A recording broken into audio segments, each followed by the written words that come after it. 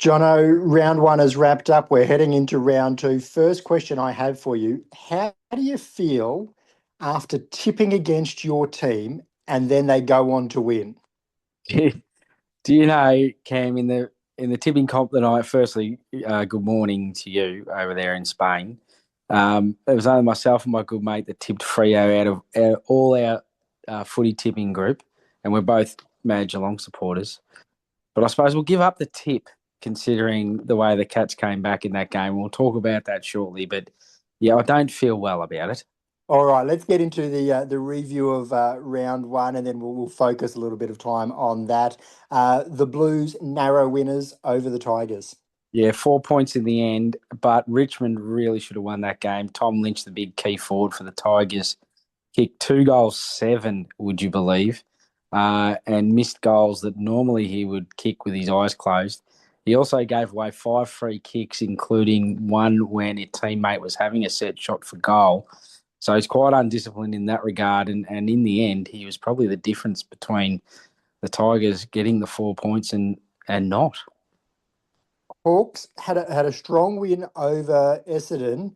The, where does this place Hawthorn for the upcoming season? Are they back?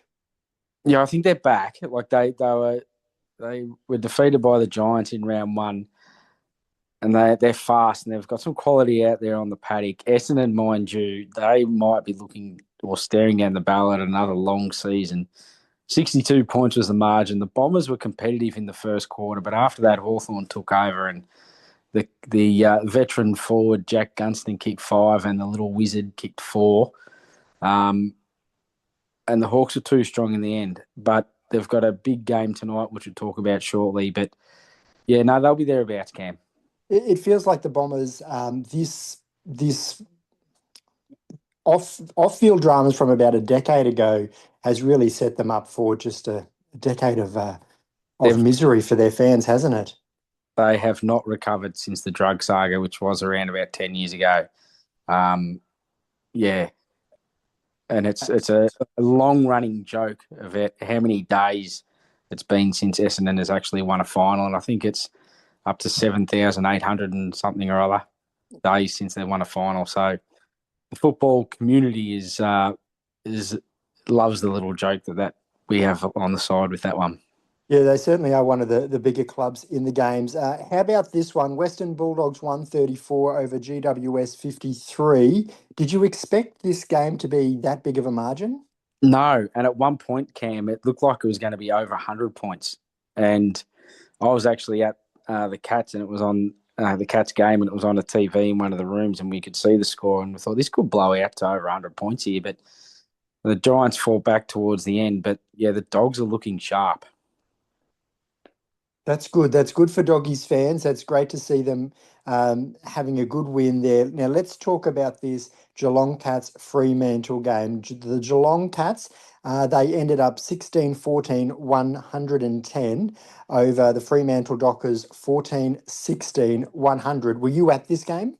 I was at this game, Cam, and it was late into the second quarter, and the Cats are 6 goals down, and we were saying this is textbook of what they did the week before against the Gold Coast Suns, where they just looked like witches' hats.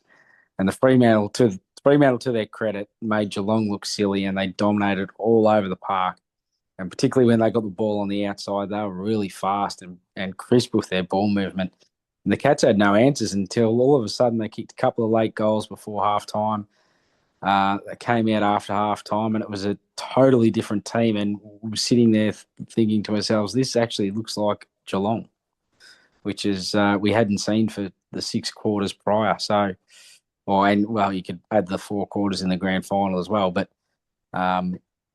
yeah, hopefully that's a little bit of a turning point for the Cats. You know, you'd much rather take the win than win the tip.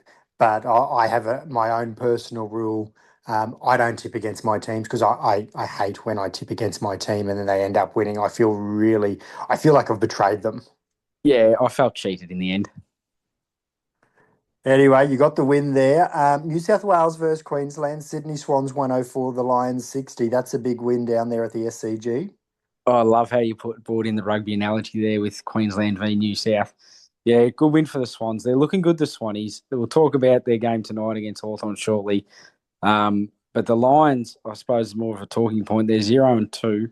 They did have a lot of key players out last week again. The sides aren't out yet as yet for this weekend. So for the Lions' sake, you'd hope they've got a few back. But 2 years ago, they were a 0-6 after the first 6 rounds and ended winning the grand final. So we won't be counting them out just yet. No. Now, Battle of Birds, the Crows flew from Adelaide over to the MCG to take on Collingwood and got away with the win. Yes, they did. And I tipped that one too, Cam, if we remember correctly. Yes. The Crows are looking good. And they've got a big game tomorrow night against the Dogs. And we'll sort of see where they're at there. But they should be around the mark. And they did look impressive against the Pies last week. Now, the game that gave me the most delight on the weekend and one that I tipped, North Yes, Melbourne 113 over Port Adelaide 67. you did tip this. And it was a huge win in the end, 46 points. So the question now is, North, have they improved enough to, get 7, 8, 9, 10 wins this year? Time will only tell. But the other question mark in this game is where Port Adelaide is actually at, because that wasn't overly impressive from then, and North made them look quite silly. The loss of Ken Hinkley is huge. I don't think that can be underestimated. For the Kangaroos, like we've got the wild card round this year, don't we? With the finals, maybe they're on the cusp of a wild card Well, finish. there's a possibility they've got to finish into 9 and 10th, but it's actually the AFL accounting those games as a final. So it's actually, in actual fact, it's a final 10 now. So, yeah, they're a smoky to get into 10th place. There's no doubt about that on that form. St Kilda had their chances against the Demons, but the D's got up 120 to 107. Yeah, consecutive weeks in a row, the Saints have been there in games with the opportunity to win them and haven't been able to do so. So they're also sitting at 0-2. And the question marks again this week have been over the financials of the football club and the money they spent to bring players in over the summer, and it hasn't quite gelled. But again, like we said last week, Cam, time will tell. But it was great for the ex-Geelong captain, Stephen King, in his first game as coach for the D's to get a win first up. So well done to Kingy. Certainly was. Now, the Suns, 59-point winners over the Eagles. We were expecting, I think, even a bigger margin than that. Well, it would have been until after half time. West Coast actually got their act together and they outscored the Suns in the second half by 3 points. So well done to West Coast for their second half improvement, but the damage was already done at half time with Christian Petrarca kicking 4 goals, and he quite possibly could have 6 Brownlow votes already, Cam. That's huge. Now, I'm all over the place with time zones. Is it Thursday evening there? Um, Yes. okay, so let's talk about the Hawks and the Swans, 6v1. Yes. So that game will start here in 2.5 hours. This will be a cracker. Tonight's game and tomorrow night's game will be probably the 2 games of the round. Now, we need to talk also, Cam. We went from opening round to 5 games. Round 1 felt like footy was back last weekend with 9 games. Four And teams on the bench doing nothing this week. we roll into round 2 this week with 7 games, having Geelong, Collingwood, Carlton, and Brisbane all having buys. So, yeah, Look, I haven't found anyone yet that's comfortable with how the AFL start the seasons at this point. Jono, I'll put it out there. You and I will take on the draw for the AFL. We'll do it for free. We'll do it on the back of a beer coaster, and I think we'll get it closer to the mark than what it is at the moment. And we'll do it on the back of a beer coaster and we'll get 100% correct. Gather round, rivalry round, minimal buys. Have it You all. name, We'll have we it all will have it. sorted. Yeah, 100% sorted. So back to our first game tonight, the Hawks and the Swans. It will be a cracker at the MCG. I'm tipping the Hawks purely for the fact, Cam, that the Swans have got 2 key players missing. Errol Goulden, who hurt his shoulder last week in a tackling incident or contest. He'll be out for 4 months now. He needs surgery. He was also my tip for the Brownlow medal this year, so I'm a bit shattered about that one. So he's missing. And also live wire gun player Isaac Heaney with a hamstring injury. So they're two massive outs for the Swans. Mm. I think they're good enough to beat Hawthorn tonight, the way they're playing.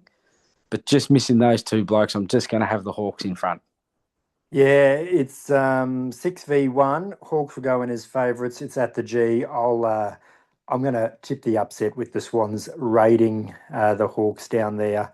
In Melbourne in another battle of the birds. Okay, let's have a look at tomorrow night's game. The Crows v the Dogs, both coming off good wins last week. Both coming off great wins. The Dogs now are two on the bounce. And they're looking, they don't have too many passages in their team that they're fielding at the moment. And a lot of people are saying that they quite possibly could go all the way, even so early in the season. And the Crows looking great. As we know, they finished on top of the ladder last year. Some off-field incidents probably derailed their finals campaign, and they went out in straight sets. But there'll be no easy beats at the Adelaide Oval. I predict, will go down to the wire. And purely just for being in Adelaide, I'm going to tip the Crows, Cam. Yeah, they did the snatch and grab last week. This week at home, I'm with you on the Crows there. Richmond take on the Suns. This time, the Suns, they have to travel to Melbourne. And this has always been the question mark over your Suns, Cam. Can they win Mm. at home? They're starting to win the games at home, which have done so for the last couple of seasons. Now they need to notch up the ones away from home. This is one for them that they need to win. But the Tigers were impressive last week against the Blues, and albeit inaccurate kicking and some undisciplined acts, they should have won. And I wouldn't be surprised here, Cam, if the Tigers knock over your Suns in an upset, and I'm going to pick the Tigers. Well, as I said at the opener, I don't tip against my team. The Suns, they'll travel well, and they'll pick up the win, and then they'll come back to Fortress Metricon. GWS had a bad loss last weekend. The Saints have had their chances in two games, but have faltered. How do you see this one taking place? It has been played in Sydney. Yeah, and the Giants at home 2 weeks ago were fantastic against the Hawks, and that was a team where I thought Hawthorn would go up there and beat the Giants, but I was clearly wrong there. The Giants, as we know, last year were my pick for the flag, and obviously didn't get there in the end, but they're still a strong side. They're missing a few key players, which may have, had some question marks over their loss last week against the Doggies. But they're good enough. I think they'll beat the Saints, and we'll be having the same conversation next week with the Saints being 0-3 about the money they've spent over the off-season. Yeah, I just think back to Parramatta, must have been back 96, 97. They spent big to bring themselves up the ladder, and it took a whole lot longer than that. I'm Yeah. tipping GWS at home. Dockers at home up against the D's. Going on what I saw from Freo last week, Cam, in a quarter and a half, they look very impressive when their game is going. So they'll be really hard to beat at home. The D's, well done to them, first win. They did get over St Kilda. They looked like they played a little bit different way with Stephen King, a lot quicker with the ball use, getting it into their forwards to give their forwards the best chance to score. But Freo, I think, will be too strong at home with over there in the Cray Pot in Perth. And I think the Dockers get the job done, Cam. Oh, I like that, the Cray Pot. Now, did Cozzy end up playing last weekend? He did. He was And quite, did a couple of good things. He was quiet. Um, so I expect him to have a better game this week. yeah, I'm going to tip the D's over there in the West. Port Adelaide and the Bombers both were disappointing last weekend. How do you see this one going? It is in Yeah, Adelaide. both disappointing. If this was in Melbourne, I'd be tipping the Bombers. Um, I am big on home ground advantages, and I think Port over there with their parochial supporters will get behind them. And historically, Port have been quite an emotional side, and they like to get up for special occasions and the like. And I think they'd like to answer a few of their critics on their poor performance last week. So I think I'm just going to have to say the fact that they are at home, that they might bounce back and get a win here. Yeah, I'll tip Port. I hope that they wear their gather round jersey. I know they probably won't. Speaking of jerseys, did you see the Tennessee Titans have done a rebrand over there in the NFL and the USA? And I like their new jersey, the blue one. It's I, ha- fantastic. I haven't seen it, Cam. Can you explain it to me?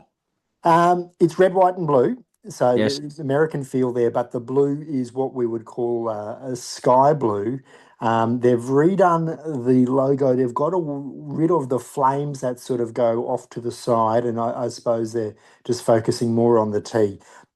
It works. They're doing a lot of social media around it. I'll send it to you after. But as you know, I'm a connoisseur of I was jerseys.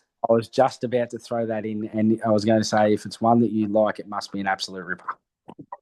They're not my team, but if I find myself with a spare, I don't know, it's a lot of money, US dollars to the Aussie dollar, but it is a nice one. Let's get on to this one. Eagles and the Roos. I'm tipping the Roos here, but it is over there in Perth.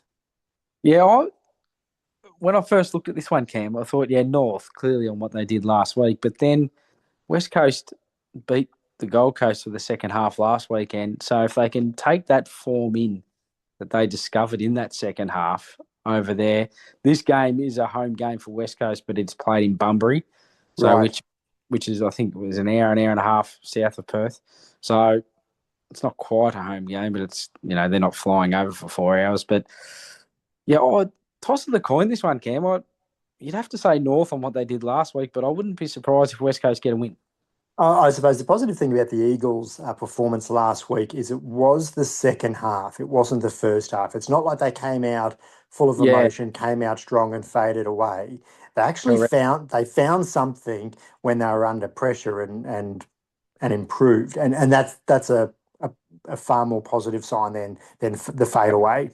Couldn't agree more with you. And that was the same with the Cats too. So yeah, if it had been flip side with Geelong Freo, we'd be having a different conversation now also. But yeah, you're correct in what you're saying there. You'd much rather fade out, or you'd much rather, come back in games to carry over in the following week than be monstered in the second half. Yeah, it shows some metal, but it also gives you something to build on for the next week.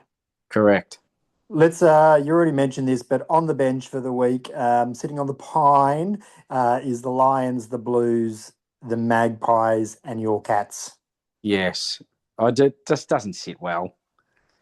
I understand, the draw and each team has to have so many buys throughout the season, but yeah, for years we've been talking about the state of origin, which I'll bring up about your man Matt Rowell from the Gold Coast Suns, the reigning Brownlow medalist, who in the state of origin prior to the start of the season, Victoria WA game, hurt a finger, and it's just come out today that he's going to spend a little bit longer on the sidelines than expected. So we don't like hearing those things of the feature matches, but particularly state of origin. Does the season start off with round one, everyone plays, and then the buys in the middle of the year? That's when we have state of origin, which once upon a time in the AFL or VFL, state of origin games were played during season on a Tuesday night. And I remember as a kid, Cam, there was nothing more exciting than coming home from school knowing that the state of origin was going to be on that night. And it'd be the same feeling that you guys have with your state of origin, Queensland v New South Wales on a Wednesday night. And we still feel that energy down here in Victoria, but we want the state of origin to come back. So maybe that's the solution in the middle of the year to the buys. But the coaches then argue that, their top line players don't get a week off like everyone else. But I think the NRL manage it beautifully, don't you? Oh, look, I've got a lot of thoughts around this. Number one, you don't put a state of origin as a start of the season. It has the feel of being an exhibition match. You need players in form, and Yep. you need to pick the squads based on form, and you need to give the season time to warm up for people to really build and lift and get ready and prepare, and all the rivalry and the office banter and all those sorts of things take place before the state of origin. Secondly, get rid of all these buys, as we've said at the start of the season. If you're going to wrap a game around with some buys, do it around state of origin time, middle of the year, midweek. And it's never been a real issue in the league. A Wednesday night state of origin works well. We've had a couple of goes at the Sunday.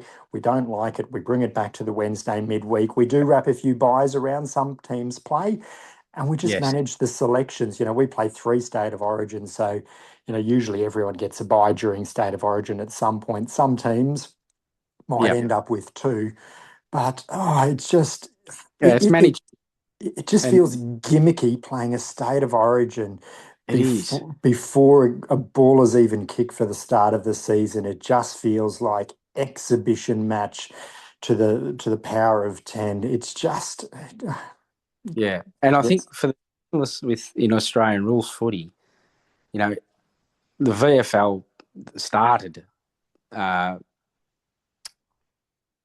started the concept, and the NRL then took it and grew it bigger and bigger than what Victoria, South Australia, WA could do with state of origin. So that hurts as far as being an AFL fan, and they're trying to bring it back, but they're not doing it the right way. And what No, you just there sums it up totally. look, I've got about another 20 kilometres to walk today over here in Spain. I'll do so with earbuds in and listening to the footy, most likely the Thursday night NRL game. So Speaking of the Cam, how's the body holding up? How far have you walked thus far, and how far much further do you have to go?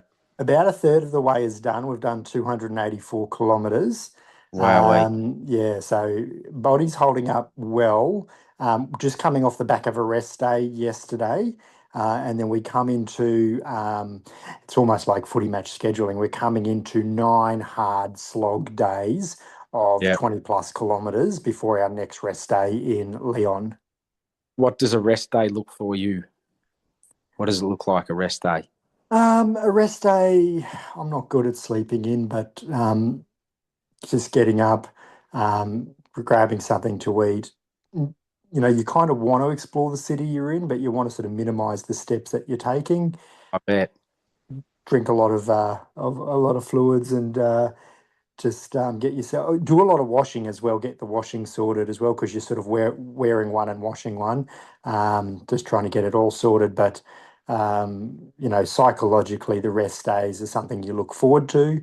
You know, Yes. you convince your body to, yeah, we can do a few more days of 20 plus kilometers each day. We'll get to Yep. the rest day, we'll recuperate, and we don't have, you know, we don't have buy rounds wrapped around us.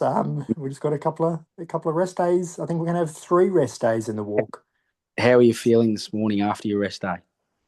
Yeah, good, ready to go. Excellent. I suppose with the distance and what you've still got to cover, the whole journey's a little bit like how do you eat an elephant, isn't it? One bite at a time. One bite at a time, Cam. And that's exactly it. You stare Yep. down 790 kilometres, Mm. and you know, with a knee reconstruction, a 10-day hospital stint, you know, just about 18 months ago, flat on my Yes. back, you know, with Yeah. all those sorts of issues, and you think, Yeah. how are we going to do this? But no, one day at Yeah. a time. At a Manage the time. body. Yep. Truly. Don't overdo it. No. Start slow, build up. Yeah. Um, Good. Grand finals not one in March. A lot of sporting cliches that you could wrap around it, and yeah, we'll get there one step at a time. Nah, it's a magnificent achievement. Well done. Congratulations on what you achieved thus far. Good on you, Jono. We'll chat after the weekend's footy. Good on you, Cam. All the best for the next 9. Thank you.